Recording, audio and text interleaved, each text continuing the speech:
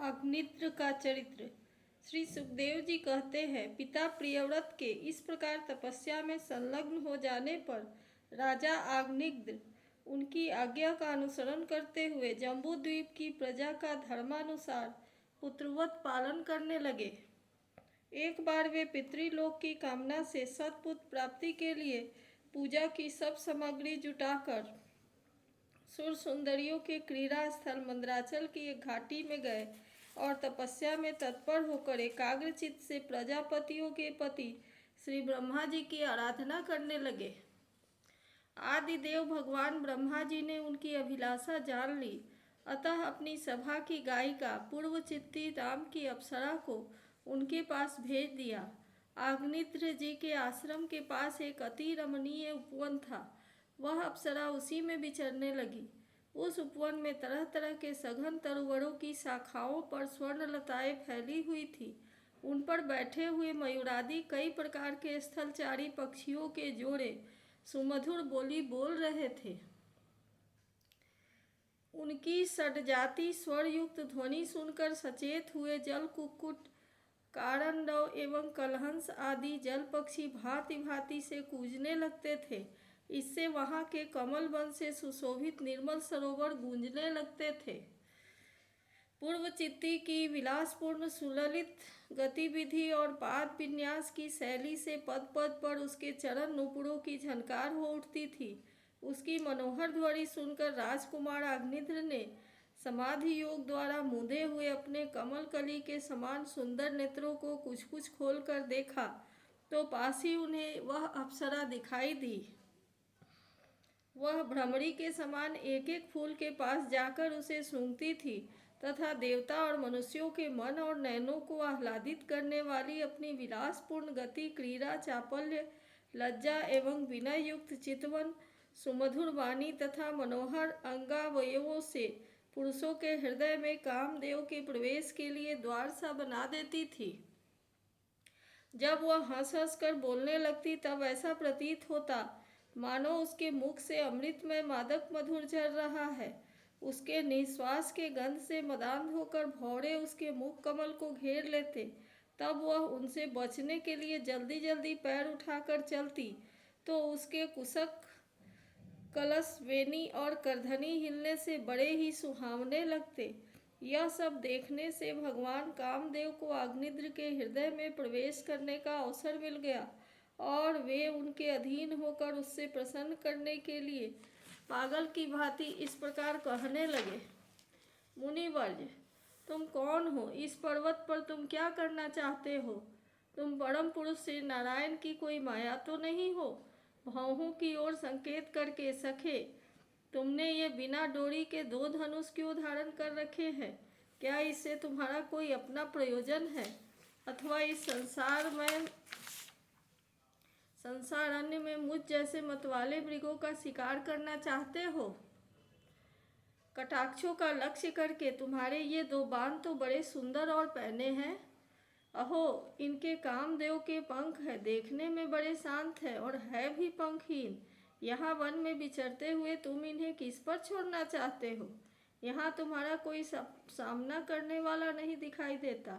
तुम्हारा यह पराक्रम हम जैसे जड़ बुद्धियों के लिए कल्याणकारी हो। भौरों की ओर देखकर भगवान, तुम्हारे चारों ओर जो ये शिष्यगण अध्ययन कर रहे हैं वे तो निरंतर रहस्य युक्त सामगान करते हुए मानव भगवान की स्तुति कर रहे हैं और ऋषिगण जैसे वेद की शाखाओं का अनुसरण करते हैं, उसी प्रकार ये सब तुम्हारी चोटी से झरे हुए पुष्पों का सेवन कर रहे हैं। नूपुरों की शब्द की ओर संकेत करके, ब्राह्मण, तुमने चरण रूप पिंजरों में जो तीतर बंद हैं उनका शब्द तो सुनाई देता है परंतु रूप देखने में नहीं आता। करधनी सहित पीली साड़ी में अंग की कांति की उत्प्रेक्षा कर तुम्हारे नितंबों पर यह कदम कुसुमों की सी आभा कहाँ से आ गई?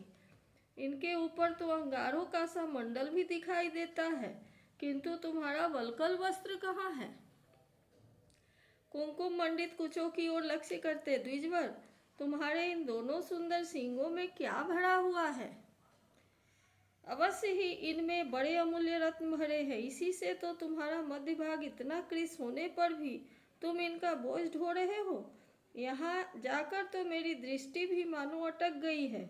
और सुभग, इन सींगों पर तुमने यह लाल लाल लेप सा क्या लगा रखा है? इसकी गंध से तो मेरा सारा आश्रम महक उठा है।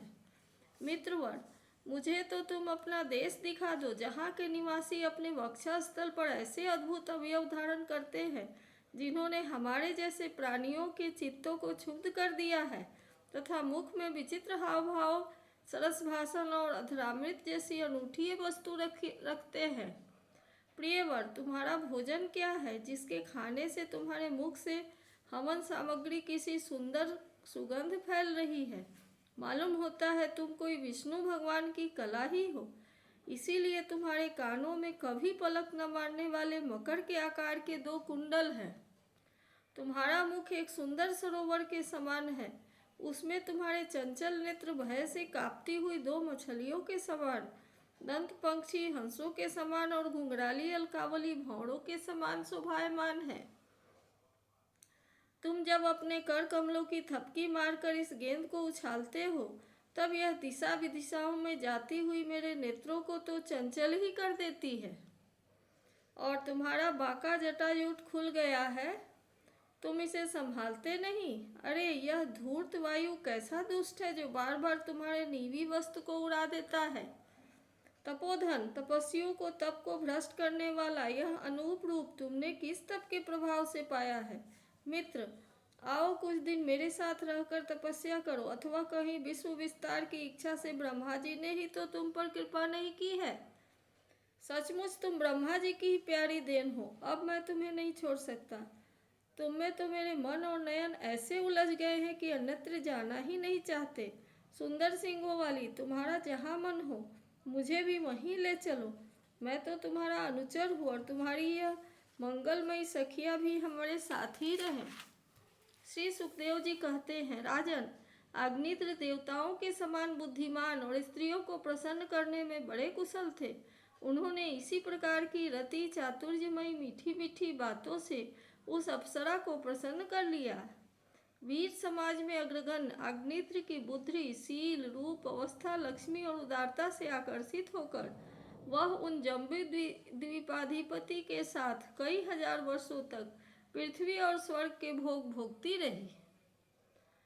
तदनंतर निपुण अग्निद्र ने उसके गर्भ से नाभि, किम पुरुष, हरिवर्ष, इलावृत, रम्यक, हिरण्यमय, कुरु, भद्रास्व और केतुमाल नाम के 9 पुत्र उत्पन्न किए।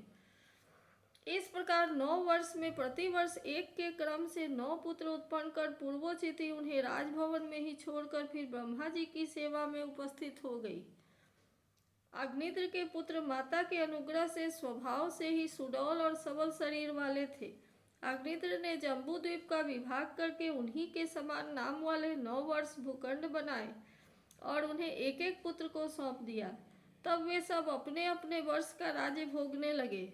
महाराज अग्निद्र दिन दिन भोगों को भोगते रहने पर भी उससे अतृप्त ही रहे। वे उस अप्सरा को ही परम पुरुषार्थ समझते थे।